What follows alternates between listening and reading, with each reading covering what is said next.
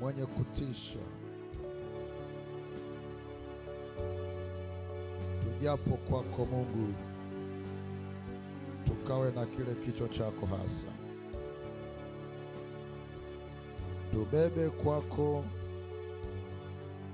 kwa uaminifu yale ambayo tunastahili kuyabeba. Sifa vinywani mwetu, umakini wetu na usikivu wetu kwako, tukimaanisha kufanya vizuri katika jina la Yesu. Asante kwa ajili ya watu wote, kila mahali, kila upande.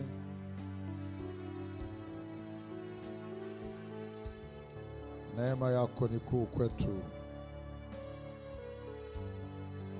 Tufikie e Bwana sote kwa namna ya utendaji wa nguvu zako, katika jina la Yesu. Mpe neema kila mmoja wetu, kila mahali katika ibada hii ya leo. Tualeta mioyo yetu kwako, nafsi zetu na akili zetu kwako, Mwokozi wetu. Wewe utujalie neema kwa nyakati zote,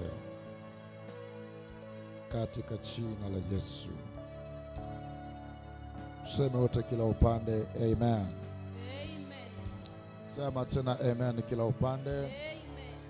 Bwana akubariki sana. Chukua nafasi yako. Chukua nafasi yako mahali pasawa. Bwana akubariki sana.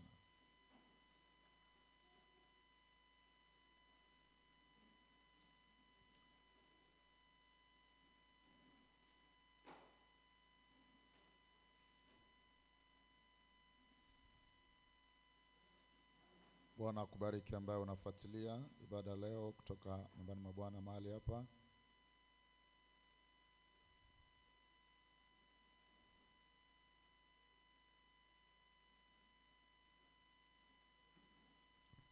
Matumaini yangu ya kwamba